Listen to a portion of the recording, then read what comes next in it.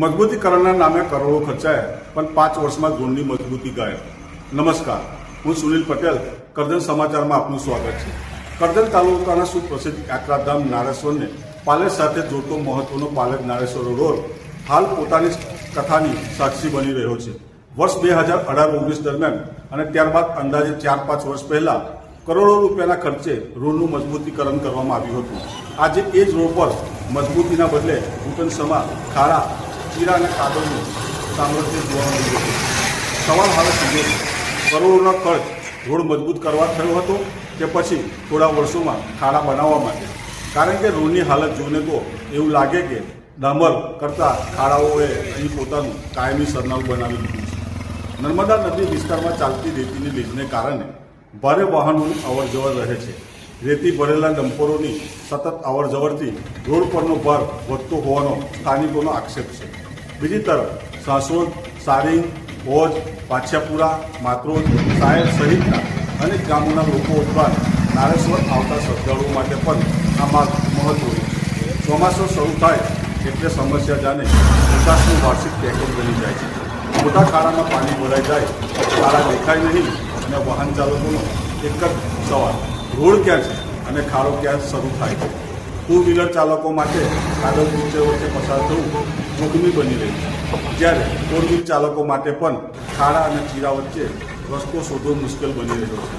સ્થાનિકોના જણાવ્યા મુજબ ચોમાસા પહેલાં તંત્ર સમક્ષ ખાડાઓની રજૂઆત કરવામાં આવી હતી, છતાં સમયસર સમારકામ ન થતાં હાલ સ્થિતિ વધુ ગંભીર બની છે.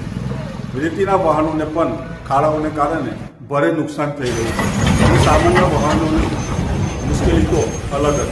સૌથી મોટો પ્રશ્ન એ છે કે જો માર્ગ પર કોઈ ઇમરજન્સી વાહનને તાત્કાલિક પસાર કરવું પડે તો શું થશે? દર્દીને હોસ્પિટલ પહોંચાડવાનો રસ્તો જો ખાડામાં અટવાઈ જાય તો જવાબદારી કોની? હવે સ્થાનિકો અને વાહન ચાલકો તંત્ર પાસે માત્ર આશ્વાસન નહીં પરંતુ રોડનું તાત્કાલિક અને ગુણવત્તાયુક્ત સમારકામ માંગે છે.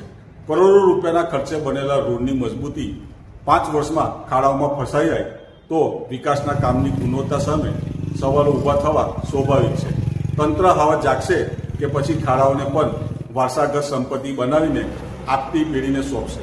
સ્થાનિકોની માંગ છે કે વરસાદ વધુ વિકટ બને અને કોઈ મોટી દુર્ઘટના સર્જાય તે પહેલાં પાલેજ નારેશ્વર રોડનું તાત્કાલિક નિરીક્ષણ કરી ખાડાઓનું મજબૂત અને કાયમી સમારકામ કરવામાં આવે. શું નામ છે તમારું? પ્રવીણભાઈ. કયા ગામના રહેવાસી? પાછિયાપુરા. ખાડાઓને લઈને શું કહેશો? દર વર્ષે ચોમાસામાં એટલા ઊંડા ખાડા પડી જાય છે કે 4 વ્હીલ ને 2 વ્હીલને નીકળવામાં પણ ઘણી મુશ્કેલી પડે છે અને એક ખાડામાં આખો હાઈવો ખાલી કરી દો એટલું મટીરિયલ જતું રહે, એટલા ઊંડા ખાડા પડી ગયા છે અને આ કાયમનો પ્રશ્ન છે. શું માંગ છે તમારી? આ ખાડા પૂરી દે એ માંગ છે અમારી અને રસ્તો સારો બનાવે. પણ ખાડાઓને લઈને શું કહેશો? શું કહેશો ખાડાઓને લઈને? ખાડા બનાવવો જોઈએ ને, ખાડા પૂરવા જોઈએ, રાહદારીઓ માટે સંતોષ થાય એમ કામ કરવું. કેટલા ઊંડા ખાડા છે? 2-2.5-3 ફૂટના ખાડા છે. શું નામ તમારું? सलीम. क्या है? मतलब रोड पूरा आगे पूरा खराब हो रहा है, पूरा रोड क्या दिक्कत होती है? मतलब खाड़ी पूरा ऐसे जोक मारता है. क्या नाम है आपका?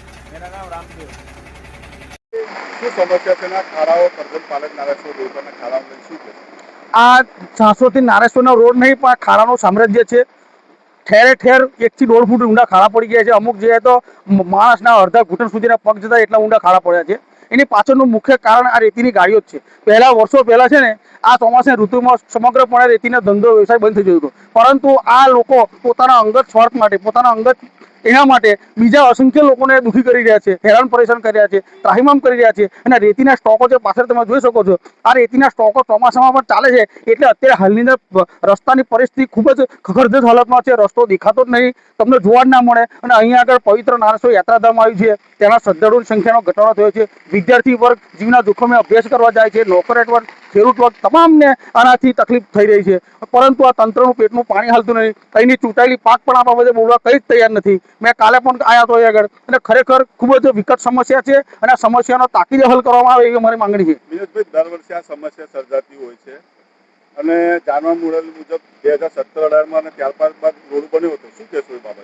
રોડ તો બને જ છે, 17-18માં બને તો હમણાં લગભગ 2-3 વર્ષ પહેલા અંદાજિત 32 કરોડના ખર્ચે, અને એમાં સરકાર એવું કહેતા હતા કે વધુ મજબૂતીકરણથી આ રોડ બનશે, પરંતુ જે મટીરિયલ વાપરવા છે, હલકી ગુણવત્તાનું મટીરિયલ વાપરવા છે, જો સારી ક્વોલિટીનું મટીરિયલ વાપરવા તો આ પરિસ્થિતિ ના બને. હાઈવે પર તમે તો હાઈવે પર અસંખ્ય સાધનો ચાલે જ છે, ઓવરલોડ ગાડીઓ ચાલે જ છે, પણ હાઈવેનો રસ્તો ખરાબ થતો નહીં, પણ અમારો રસ્તો વારે ઘડીએ તૂટી જાય છે, અને આના કારણે સરકારના નાણાંનો વ્યય થાય છે.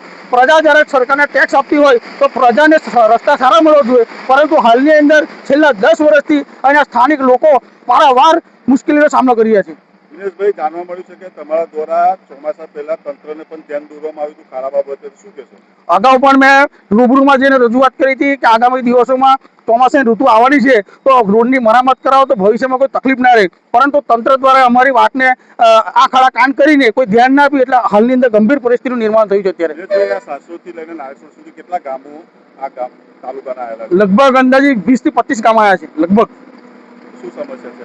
આ મુખ્ય સમસ્યા આ જ છે. એટલી બધી હાલાકી પડી રહી છે કે અવર જવર પણ મુશ્કેલ પડશે. હમણાં બાઇક લઈને આપણે જવું હોય તો આપણે 10 વખત વિચાર કર્યો કે બાઇક કઈ જગ્યાએ રાખી, 4 વ્હીલ લઈને જવું હોય તો 4 વ્હીલની તકલીફ પડી છે. એવી જ રીતે લીઝ ધારકોને હું કહેવા માંગુ છું કે તમારા જે હાઈવે અત્યારે ચાલી રહ્યા છે એમાં પણ મેન્ટેનન્સ વધશે, લોડ વધશે, અને એ ગાડી પણ પસાર થવું અઘરું પડી રહ્યું છે. તો તમે પ્રજા માટે થોડું ઘણું વિચારો, તમે તમારું અંગત ના વિચારો.